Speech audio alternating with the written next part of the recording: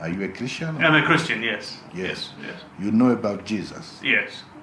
Ese uri umukirisitu? Ndati ndi umukirisitu nibyo. Ese wabuzi ibirebana na Yesu? Reka nkubwire ikintu kimwe. Hari inkuru iri muri Bibiliya. Ariko jyewe ndayisomye nkoresheje Bibiliya ya King James. Hari umugabo witwaga Yonasi. Uyu Yonasi niwe Imana yashatse gutuma. Arangije arabyanga. Ahubwo none ntahagurutse ngaragiye we yifatira undi muhanda arigendera utari mu cyerekezo cyaho Imana yamutumye. Abona agatike afata ubwato aragenda, ariko bageze hagati mu muhengeri baza kwisanga ubwato bwafashwe n'umuraba ukomeye. Abantu bari basigaye bari gushaka igisubizo cy'ukuntu ubwato buza gukira uwo muhengeri. Baza kugera ku mugabo wari uryamye ari we Yonasi. Batise we kuryamye. Batahubwo turakubonye niwe mpamvu y'uyu muhengeri. Ati byashoboka ko ari ngewe kubera ko ntigeze nubaha itegeko ry'Imana. Barangije baramubaza bati urumva twabigenza gute? Ukubwo arabibwira ati ni mumfate mu ndohe mu njugunye mu nyanja. Na nicyo bakoze kandi. Bamaze kumujugunya mu mazi. Nibwo umurabo wabonye gutuza. Uyu munsi rero Tshiseked niwe Jonas. Yonasi wa Repubulika ya Demokarasi ya Kongo ni Tshiseked. Umunsi bazamukura muri iyi Repubulika ya Demokarasi ya Kongo, nibwo intambara izarangira, nibwo amahoro azaza. Rero mwikibwira ko hari agahenge kazaba hano, mwikibwira ko hari iterambere rirambye rizaba hano, mwikibwira ko hari ituze rizigera riba muri Kongo igihe cyose Tshiseked atarakurwa ku butegetsi. Kuko kerega niwe kibazo. Ese nawe ujya wibaza wakura muganga gakondo utanga ubuvuzi bw'umwimerere bushingiye ku bimera? Nta mpamvu yo gusiragira, igisubizo cyabonetse. Habonetse muganga gakondo utanga inama n'ubuvuzi ku ngo zabaswe n'amakimbirane, kuba baswe n'ibiyobyabwenge namwe mwashyizwe igorora, kuko muganga gakondo abafasha gutandukana n'ibyo binyagwa. Ku bagore n'abakobwa bajya mu mihango iva ntikame cyangwa se bayibuze burundu, namwe mwatekerejweho. Ku bafite ingano y'igitsina batishimira ndetse n'abo gutera akabariro byanze, aya mahirwe ntabacike. Avura indwara zitandukanye zirimo nk'amarozi y'ubwoko bwose, nyabingi, ibitegano, ibigaburano, ibihuhirano, gutsirika, gukongora inyatsi ndetse n'ibindi. Akarusho kandi kubivuza indwara nk'umwijima, amibe, rubagimpande, igifu, impyiko ndetse n'izindi, namwe mwatekerejwe. Kuba ari imahanga namwe ntabwo twabibagiwe, kuko dukorana na DHR tukabagezaho imiti yacu. Ku bindi bisobanuro ukeneye kuvugana na muganga gakondo ushobora kumwandikira cyangwa se ukamuhamagara kuri nimero ikurikira 0788 Erega amagara nicyo gishoro dufite gikomeye. Sigasira amagara yawe hakiri kare hatutayatakaza di. Reka mbasuhuze mbifuriza ibihe byiza mwebwe mwese mukuru cy'amakuru n'ibiganiro tubagezaho kuri uyu muyoboro. Reka tubaha ikaze muri aya makuru atandukanye agezweho. Hari amakuru avuga ko ahitwa Kaziba muri Kivu y'Amajyepfo mu Burasirazuba bwa Repubulika ya Demokarasi ya Kongo habaye isibaniro, habaye imirwano ikomeye cyane ihanganishije umutwe wa M23 n'igisirikare cya leta ya Kongo FARDC gifatanyije n'abasirikari b'Abarundi. Ni imirwano ikomeye cyane. Hanyuma rero hari andi makuru avuga ko abasirikari ba FARDC bari baragotewe mu mujyi wa Goma batangiye koherezwa i Kinshasa, mu gihe kandi Perezida wa Repubulika ya Demokarasi ya Kongo Felix Antoine Tshiseked yabwiye abanyekongo ko agiye kubasubiza amahoro arambye cyane cyane mu bice bitarimo umutekano. Hanyuma rero kandi u Rwanda rwavuze ku ngabo za SADC ziri kunyura mu Rwanda zitaha iwabo ziturutse mu mujyi wa Goma, aho zari zarafashwe nk'imfungwa z'intambara n'umutwe M23 nyuma yo kwatsindirwa mu mirwano yasize M23 ifashe umujyi wa Goma. Hanyuma kandi Perezida wa Guinea Conakry yasabye Repubulika ya Demokarasi ya Kongo n'u Rwanda witamo inzira y'amahoro nk'inzira nziza yafasha mu gukemura amakimbirane. Hanyuma kandi Leta Zunze za Amerika zavuze ko Ukraine itatsinda intambara irimo guhanganamo n'igihugu cy'u Burusiya. Reka rero mbaha ikaze mwese tugaruka ku buryo burambuye muri aya makuru tubagezaho. Niba ucuruza akabari muri kontwari yawe ukaba udafitemo inzoga ya Goldberg, Hanson's Premium Light, Hanson's Premium Cider na rikeri ya Diamond Rock yihariye uburyohe ikaba indahiro y'abazi icyanga cya rikeri mu kuryoha, waba wica business kuko wahisha abakiriya bawe akaryoshye. Kubifuza kuranguriza inzoga mwahamagara kuri telefone 0789 99 40 95 cyangwa 0792452890. washaka ko bazikuzanira aho ukorera ukabahamagara kuri 0788303581. wanabasanga aho bakorera Kicukiro muri koridoro inyuma gato yahubatse isoko ry'akarere ka Kicukiro. Amagana y'abasirikare bo mu ngabo za Repubulika Demokarasi ya Kongo FARDC ndetse n'abapolisi b'iki gihugu babaga mu kigo cya MONUSCO kiri mu mujyi wa Goma batangiye kuhavanwa boherezwa i Kinshasa mu murwa mukuru wa Repubulika Demokarasi ya Kongo. Ubundi mu mpera za Mutarama cyangwa se z'ukwezi kwa mbere uyu mwaka nibwo abasirikare ndetse n'abapolisi bari barahungiye muri kiriya kigo cya MONUSCO nyuma yo gutsindwa na M23 mu mirwano bari bahanganyemo umujyi wa Goma. Imirwano yasize M23 ifashe umujyi wa Goma ikaba ariyo iri kugenzura kugeza ubu ngubu mezi 3 ashize. Amakuru avuga ko M23 afataga umujyi wa Goma abasirikare babarirwa mu 3,000 aribo bafashe icyemezo cyo guhungira kuri MONUSCO. Ni icyemezo bafashe nyuma y'amasaha make M23 itanze igihe ntarengwa cy'amasaha 48 ku ngabo zari ziri Goma zirimo iza SADC zirimo za FARDC ndetse M23 kanavuga ko hari harimo na FDLR. Yavugaga ko bagomba gushyira intwaro hasi bitaba ibyo bikaba byaba ibibazo byababana ibibazo. Kuri ubu ngubu ziriya ngabo zabaga mu mujyi wa Goma zatangiye koherezwa mu mujyi wa Kinshasa bigizwemo uruhare na komite mpuzamahanga ya Croix Rouge iri guherekeza imodoka zitwaye ziriya ngabo za FARDC. Ni igikorwa cyatangiye kuri wa gatatu tariki 30 z'ukwezi kwa 4 2025. Umuyobozi wa Seychelles muri Repubulika Demokarasi ya Kongo François Mileo yatangaje ko bemeye gutanga ubufasha bwo gucyura ziriya ngabo nyuma yo kwitabazwa n'inzego zirimo Minisiteri y'Ingabo ya Repubulika Demokarasi ya Kongo, MONUSCO ndetse na M23 zasabye kuba umuhuza udafite uruhande abogamiyeho.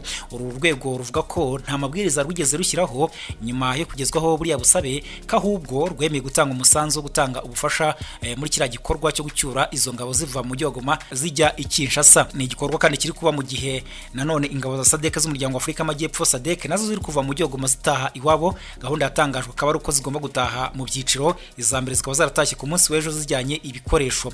Hanyuma rero uru rwego rwunzemo ko mbere yo gutangira gucyura izi ngabo, Minisiteri y'Ingabo ya Repubulika Demokarasi ya Kongo, MONUSCO na M23 bemeye kubungabunga umutekano w'abantu, abasirikare n'abapolisi bari mu modoka no guharanira ko icyo gikorwa cyo kubacyura cyagenda neza nta hutajwe. Abasirikare ba FARDC ingabo za leta ya Kongo babaga mu mujyi wa Goma batangiye koherezwa i Kinshasa nyuma y'amasaha make. Ingabo z'umuryango wa Afurika y'Amajyepfo SADC nk'uko nabikubwiye zabaga muri uyu mujyi wa Goma nazo zitangiye gutaha zinyuze mu gihugu cy'u Rwanda.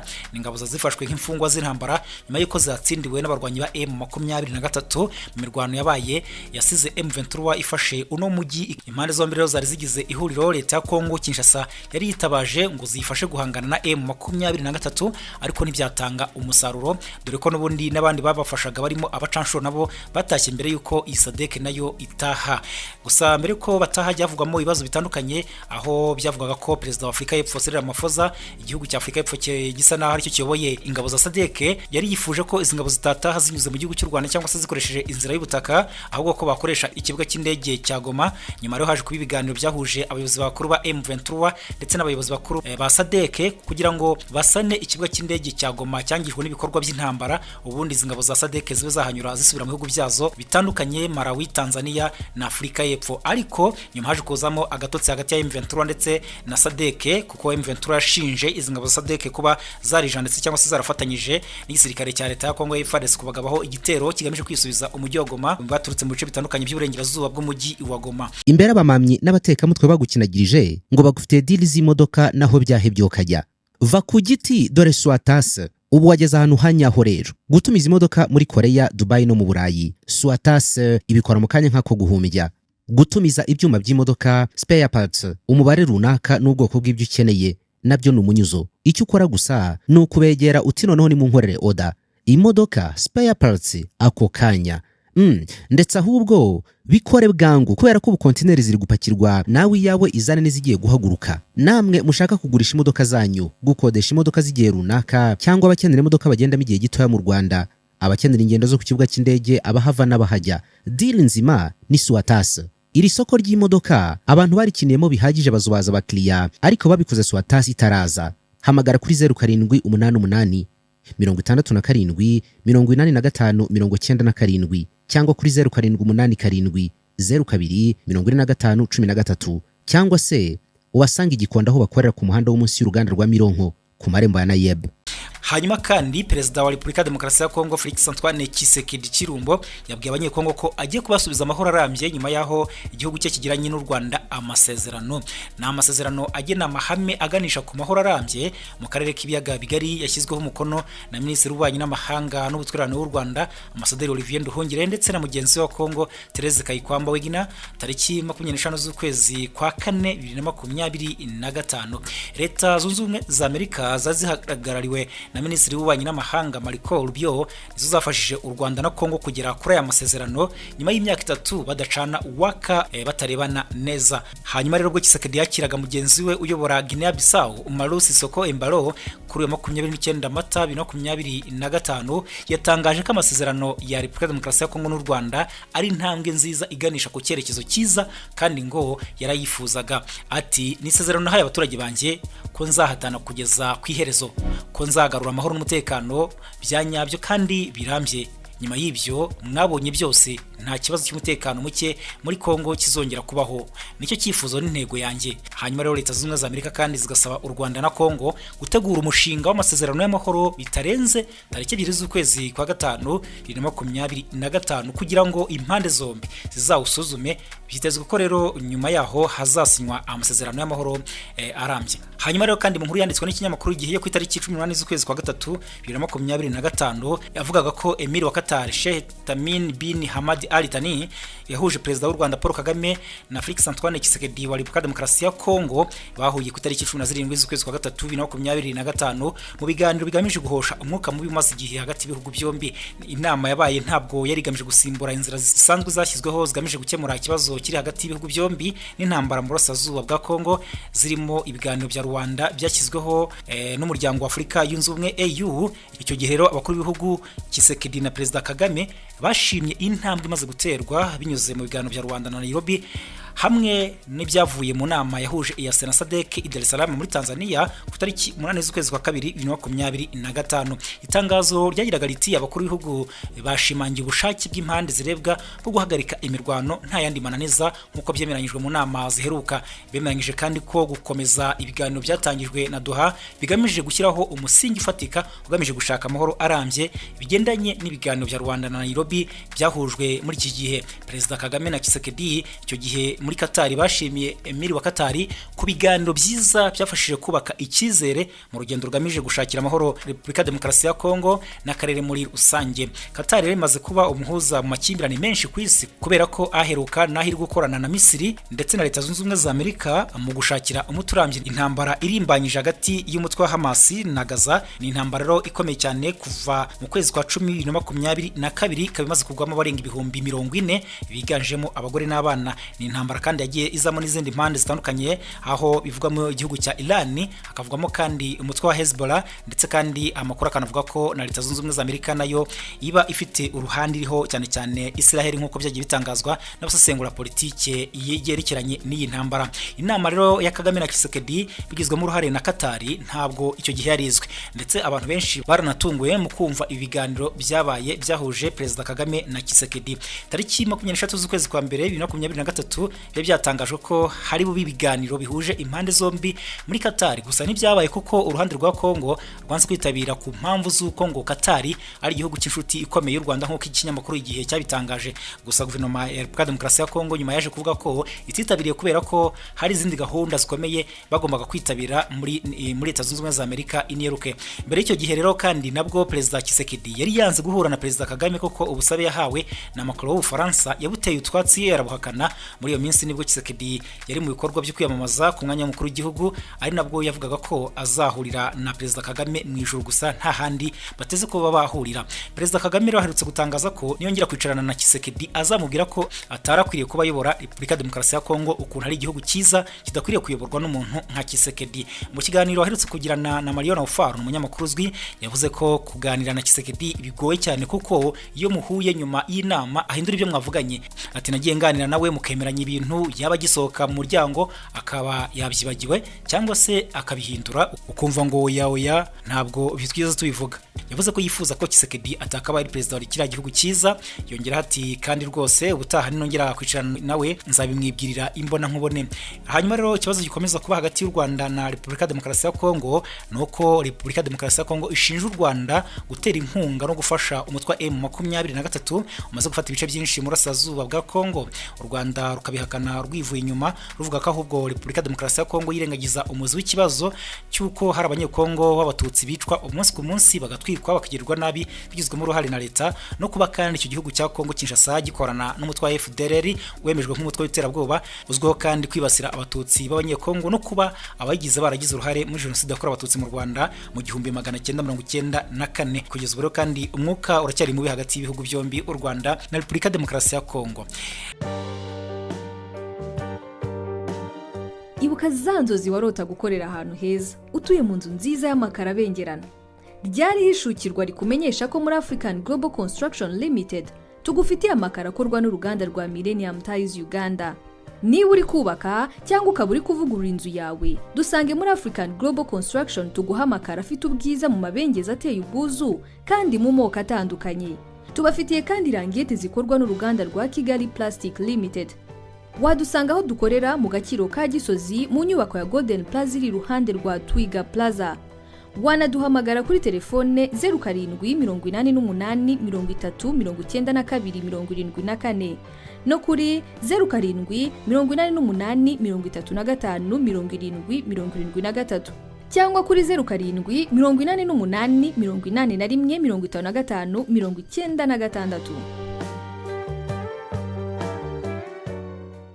Ni mu gihe kandi andi makuru avuga ko Minisitiri w'Ububanyi n'Amahanga n'Ubutwererane w'u Rwanda Ambasaderi Olivier Nduhungirehe yavuze ko gutangira gutaha kw'ingabo za DRC cyangwa se za SADC ziva mu burasirazuba bwa Repubulika Demokarasi ya Kongo ziri mu mujyi wa Goma ari intambwe ikomeye mu gushyigikira ibiganiro by'amahoro bikomeje kuba. Ibi yabitangaje binyujije ku rubuga rwa X rwahoze ari Twitter nyuma y'uko kuri uyu wa 29 Mata 2025 ariko ingabo z'umuryango wa Afurika y'Amajyepfo zari mu butumwa muri Repubulika Demokarasi ya Kongo DRC zatangiye gutaha zinyuze ku butaka bw'u Rwanda hamwe n'ibikoresho byazo birimo ibirwanisho n'ibindi. Ndetse Minisitiri Nduhungirehe yavuze ko u Rwanda rwatanze inzira ndetse n'abaherekeza imodoka z'ingabo za DRC n'ibikoresho byazo zatangiye kuva mu burasirazuba bwa Kongo zikanyura mu Rwanda zerekeza muri Tanzania kugira ngo zizahave zijya mu bihugu bitandukanye zagiye ziturukamo. Yagize ati rero kuba ingabo za DRC zari zigihari byari impamvu irushaho gukomeza amakimbirane. Kuba uyu munsi zatangiye gutaha ni intambwe nziza mu gushyigikira ibiganiro by'amahoro bikomeje. Ubutumwa bwa SADC muri Repubulika Demokarasi ya Kongo bwabagamo ingabo za Afurika y'Epfo, Tanzania na Malawi, mu gihe kandi nyamara SADC igizwe n'ibihugu birenga 13.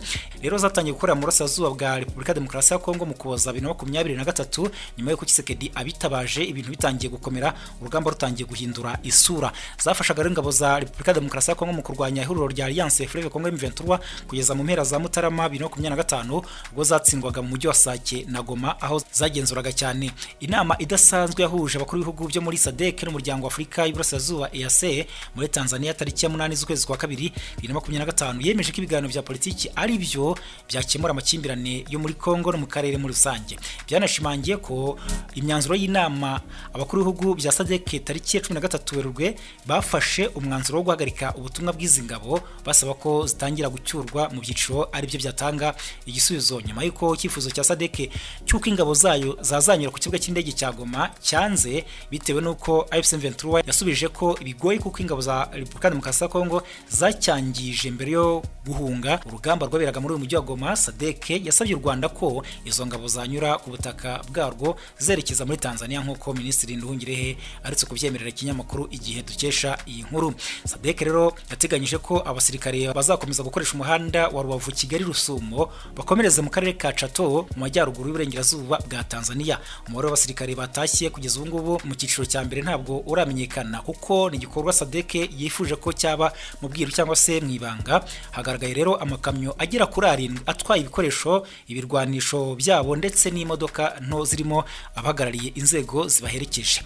Hanyuma rero kandi mu yandi makuru nuko Perezida wa Guinea Conakry yasabye Repubulika Demokarasi ya Kongo n'u Rwanda guhitamo inzira y'amahoro.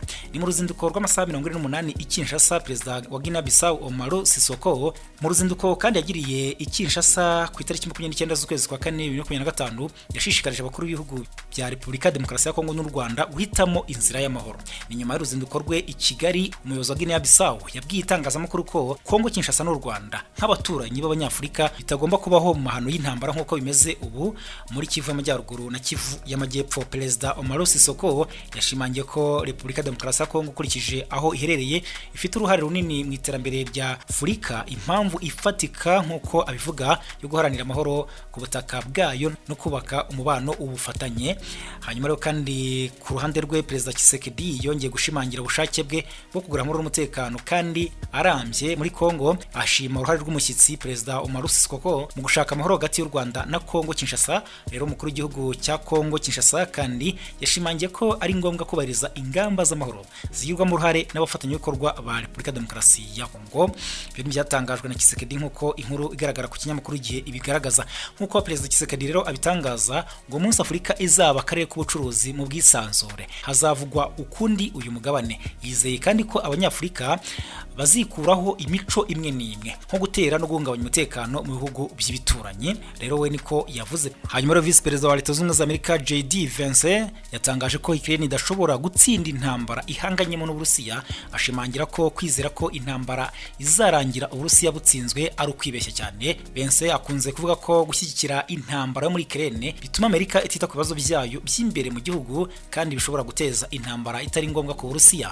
Mu kiganiro yagiranye na Akiri ku itariki 28 z'ukwezi kwa 4 2025 yavuze ko hashobora kwicwa abantu barenga miliyoni mu gihe intambara yakomeza. Avuga kandi ko nubwo bigoye kuganira n'impande zombi, abahuza ba Leta Zunze Ubumwe za Amerika bari mu nzira yo gushaka igisubizo kirambye. Yongeraho ko rimwe na rimwe Amerika yumva yahagarika gutanga ubufasha ariko Perezida Trump atabyemera. Ni mu gihe Perezida w'Uburusiya Vladimir Putin yatangaje ko ingabo z'Uburusiya zizubahiriza agahenge k'iminsi 3 guhera ku tariki 8 z'ukwezi kwa 5 2025 mu rwego rwo kwizihiza intsinzi Leta Zunze Ubumwe za Amerika yakuye ku Budage mu ntambara ya kabiri y'isi. Perezida wa Ukraine Volodymyr Zelensky we ashinja Uburusiya gushaka gukoresha uburiganya kandi asaba ko hahita hatangira agahenge k'ukwezi kumwe. Putin yavuze ko kugira ngo agahenge k'igihe kirekire gashoboke, Ukraine igomba guhagarika ibikorwa byo guhamagarira abaturage kujya mu rugamba ndetse n'ibihugu byo mu burengerazuba bw'isi guhagarika kohereza intwaro muri Ukraine. Umunyamabanga wa Minisiteri y'Ingabo mu Bwongereza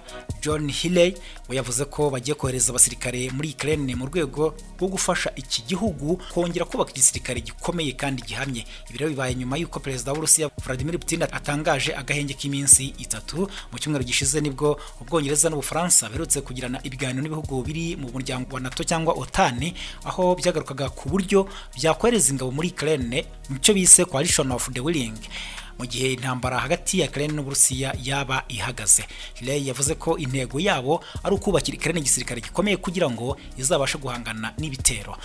Gusa Uburusiya ntabwo bushyigikiye ko ibihugu byo muri Burengerazuba bw'isi bikomeza kohereza ingabo muri Ukraine. Umunyamabanga w'akanama k'ibihugu k'umutekano mu Burusiya Sergei Shoigu yavuze ko kuba ingabo z'ibihugu byo mu Burengerazuba bw'isi ziri muri Ukraine bishobora gutuma habaho gushyamirana butaziguye hagati y'Uburusiya na OTAN ndetse ko bishobora gutera intambara ikomeye, intambara gatatu y'isi muri rusange. Reka rero mbashimire cyane mwebwe mukomeza gukurikira amakuru n'ibiganiro tubagezaho, mukomeze kugira ibihe byiza.